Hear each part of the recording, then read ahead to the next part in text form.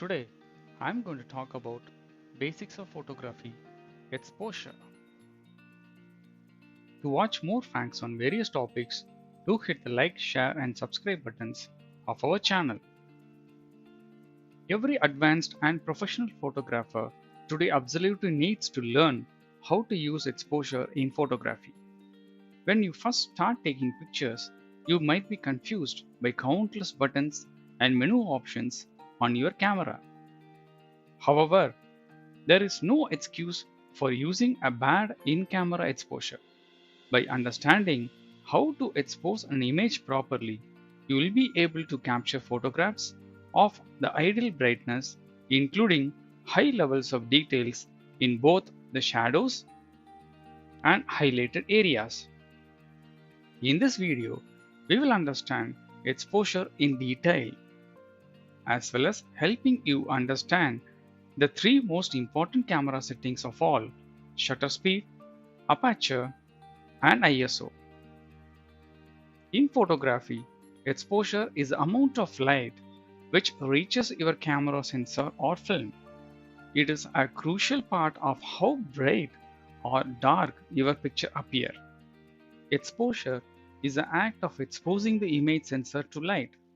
By adjusting the amount of light, you can make a photograph of a brighter sunlit scene look dark, or a shot of a dark interior look bright. DSLR cameras have auto exposure system that automatically produce photographs of optimal brightness. You can use the system for optimal results with both brightly lit and poorly lit subjects. This is referred to as optimal exposure. Photograph taken using auto exposure. The camera meters the brightness and color of the subject and automatically adjusts exposure for optimal results. In concrete terms, leaving the camera in charge of exposure produces optimal results with a variety of scenes.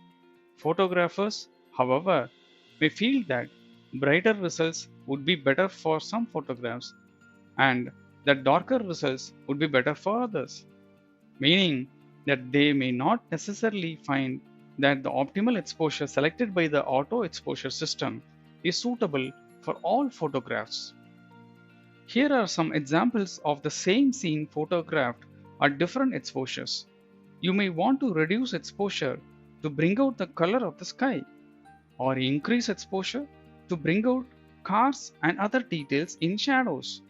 The best exposure varies according to photographer and what details he or she considers important or wants to emphasize. There are only two camera settings that affects the actual luminous exposure of an image: shutter speed and aperture. The third setting, camera ISO, also affects the brightness of your photo, and it is equally important to understand. Also, you can brighten or darken a photo by editing it in post-processing software like Photoshop on your computer. To summarize, what is aperture? Aperture controls the area over which light can enter your camera. What is shutter speed? Shutter speed controls the duration of the exposure. What is ISO? ISO controls the sensitivity of your camera sensor to a given amount of light. One can therefore use many combinations of the above three settings to achieve the same exposure. The key, however, is knowing which trade-offs to make, since each settings also influences other image properties. For example, aperture affects depth of field, shutter speed affects motion blur, and ISO speed affects image noise. In the next video, we will learn about shutter speed. Stay safe. See you in another exciting topic. Take care. Bye bye.